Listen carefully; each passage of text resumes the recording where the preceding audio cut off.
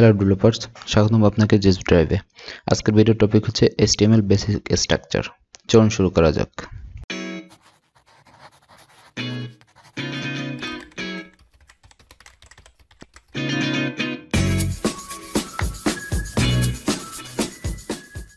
তো প্রথমে আমরা HTML কোডিং শুরু করার জন্য একটা ফোল্ডার তৈরি করি। New folder. এই ফোল্ডারের ভিতরে আমরা একটা টেক্সট ডকুমেন্ট নিই। টেক্সট ডকুমেন্ট, এবার এখানে এটাকে আমরা নাম দিই index.html। ওকে, এন্টার। ওকে, এবার এটাকে আমরা রাইট মাউসে ক্লিক করে ওপেন উইথ ভিএস কোড, এটাকে আমরা ওপেন করি। ভিএস কোডের মাধ্যমে আমরা ওপেন করি। ওকে, আমরা এবার ওপেন করলাম। তো HTML যে বেসিক স্ট্রাকচার, দেখুন আমরা আগে একটা ন্যূনতম যে একটা বেসিক স্ট্রাকচার যেটা আর কি ওইটা আমরা দেখাবো। এরপর হচ্ছে HTML এর যে স্ট্যান্ডার্ড যে স্ট্রাকচারটা আসলে যেটা আসলে আমরা সাধারণত কোড করব, স্ট্যান্ডার্ডটা আমি পরে দেখাই। আগে একটু ন্যূনতম যেটা সাধারণ একটু বোঝার জন্য, বোঝার সুবিধার্থে আগে ন্যূনতম স্ট্রাকচারটা দেখাবো, দেন হচ্ছে স্ট্যান্ডার্ডটা দেখাবো। তো ওকে, ন্যূনতম যেটা দেখি সেটা হচ্ছে HTML। ওকে, এখানে সেভ ক্লোজিং ট্যাগ চলে আসছে সাথে সাথে। দেখুন HTML হচ্ছে সবই হচ্ছে ট্যাগের ব্যাপার। আমরা যা কিছুই লিখি না কেন সবকিছু হচ্ছে ট্যাগের ভিতরে লিখতে হবে, এবং এক একটা ট্যাগ এক একটা কিছু মিন করে, যে এই ট্যাগের কাজ এটা, এই ট্যাগের কাজ এটা। আমরা প্রত্যেকটা ট্যাগের ব্যবহারই আলাদাভাবে আমরা জানবো।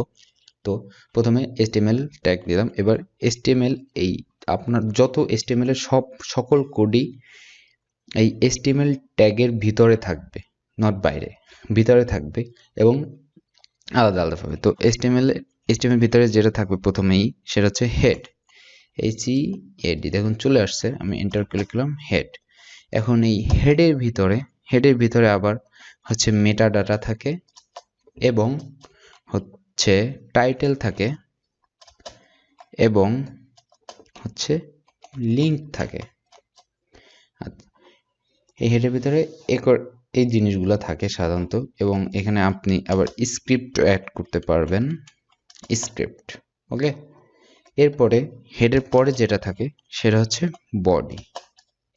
এখন দেখি, এইটা হচ্ছে ন্যূনতম স্ট্রাকচার, যেখানে প্রথমে একটা HTML ট্যাগ থাকে এবং HTML ট্যাগের ভিতরে হচ্ছে এই হেড একটা ট্যাগ থাকে, এবং যে মানে এটা হচ্ছে মনে করেন প্যারেন্ট বলে, আর এটা হচ্ছে চাইল্ড।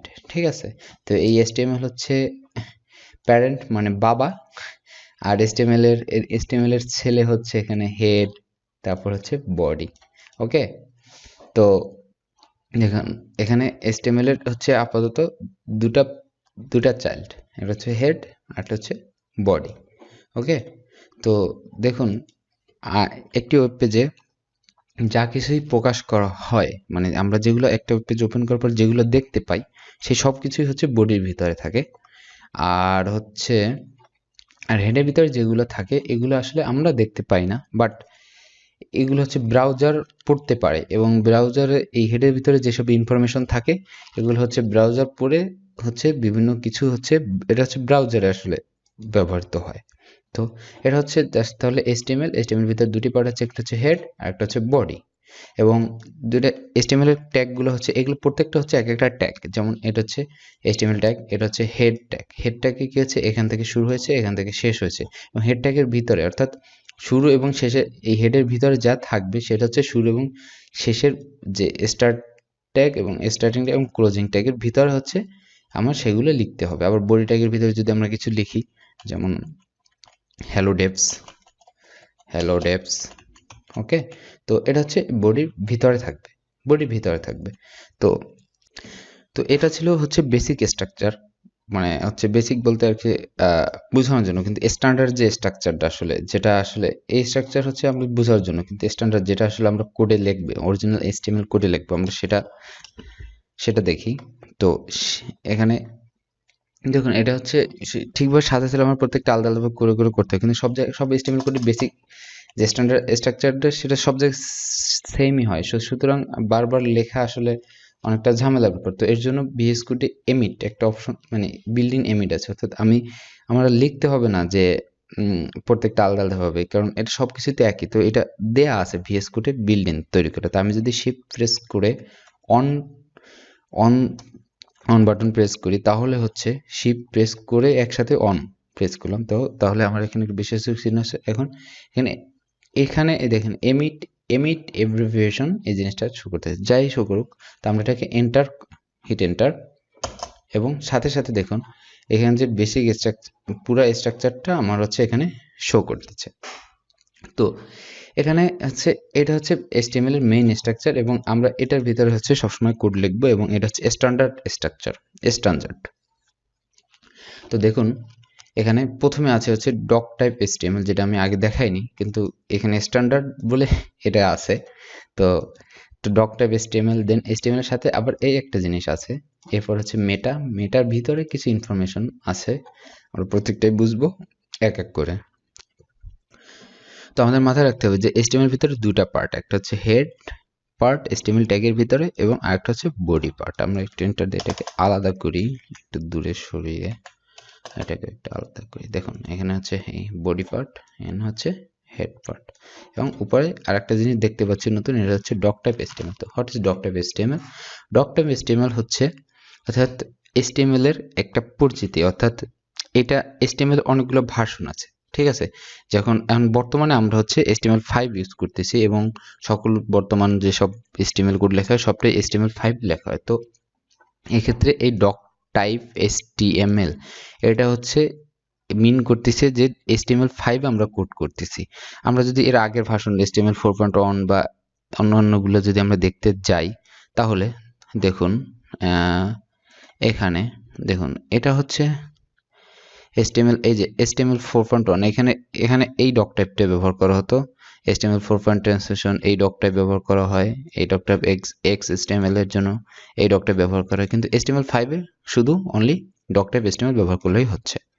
তো আমরা আশা করি ডক টাইপ HTML বুঝতে পারছি। এবার আসি HTML এর ভিতরে একটা নতুন জিনিস দেখতে পাচ্ছি, এটা হচ্ছে lang, LANG equal double inverted comma and হচ্ছে ইএন, তো ইনভার্টেড কমা ইএন। তো এখানে হচ্ছে এটা হচ্ছে ল্যাঙ্গুয়েজ, আসলে এই HTML কোন ভাষায় লেখা হচ্ছে, কোন ভাষায়, তো এখানে হচ্ছে ইএন মিনস হচ্ছে ইংলিশ। তো আমরা এখানে বাংলার জন্য হচ্ছে বাংলা যদি লেখা তাহলে বিএনও আমরা ইউজ করতে পারবো, তো না আমরা দরকার নেই, সেরকম শব্দ ইংলিশই লেখা হয়, তো আমরা ইএনই ব্যবহার করব। তো এটা হচ্ছে ল্যাঙ্গুয়েজ ইএন। এবারে আসি HTML, হচ্ছে HTML, এরপরে আমরা হচ্ছে তার চাইল্ড হেড এলিমেন্টে ঢুকবো, হেড। তো এই হেডের ভিতরে দেখুন হচ্ছে প্রথম যে জিনিসটা সেটা হচ্ছে একটা মেটা ডাটা, সেই মেটা ডাটা কি আছে, চার্টসেট UTF-8। তো হোয়াট ইজ UTF-8?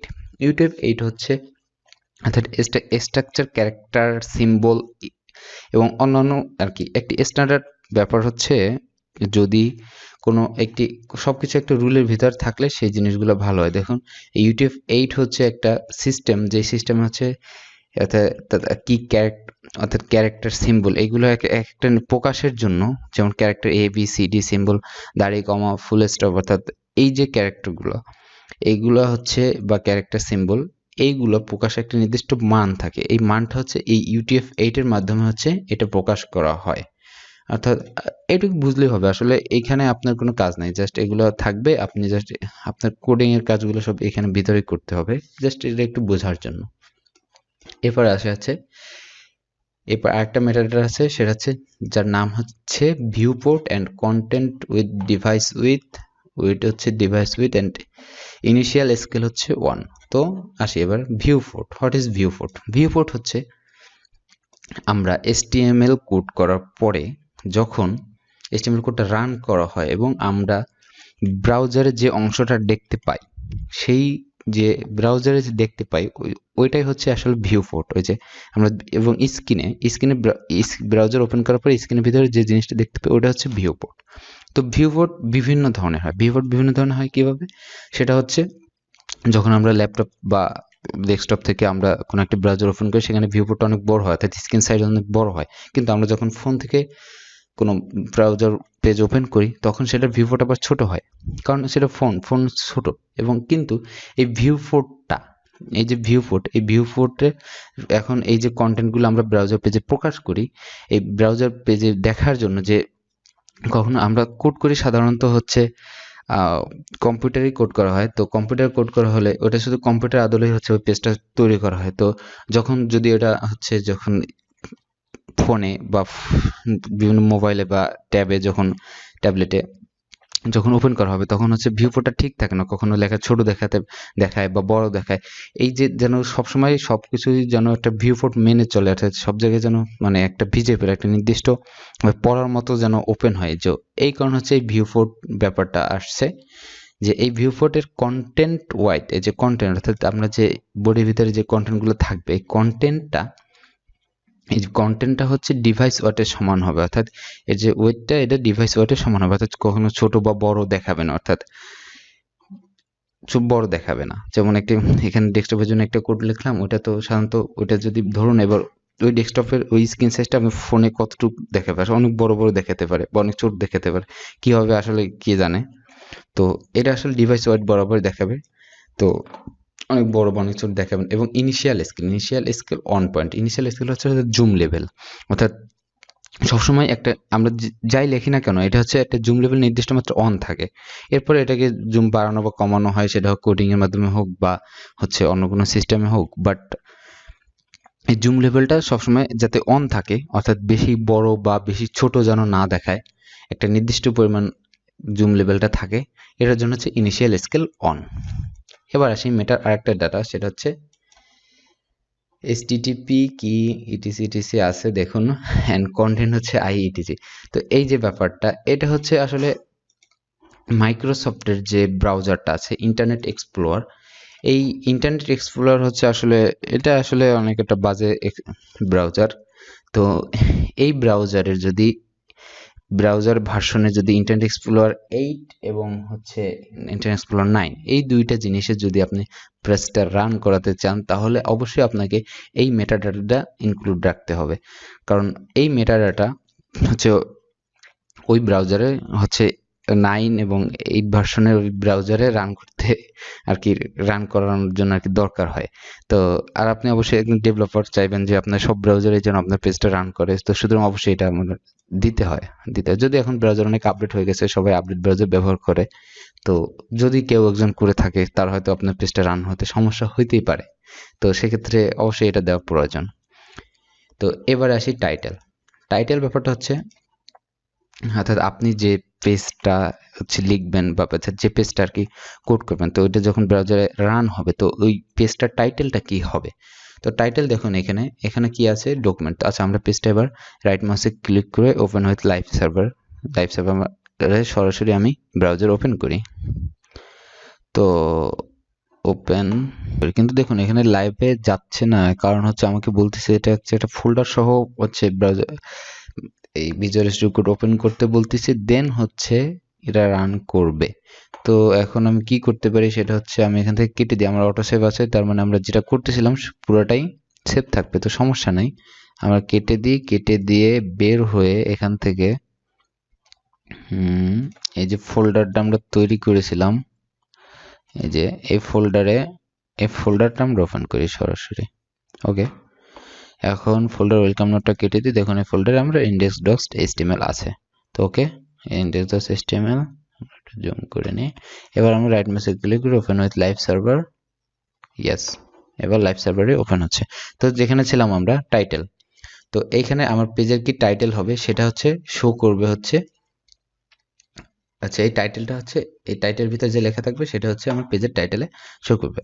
তো আমরা এখানে যাই, দেখুন এখানে ডকুমেন্ট লেখা আছে, তো আমরা টাইটেলে দেখতে পাচ্ছি এখানে পেজের টাইটেল, ওয়েব ব্রাউজারে ওয়েব পেজের টাইটেল কিন্তু এখানে থাকে। তো আমরা দেখুন এখানে ডকুমেন্ট আছে, তো আমরা যদি এবার এখানে এই টাইটেলটা চেঞ্জ করি তাহলে কি হবে, আমরা যদি লিখি যে DevsDrive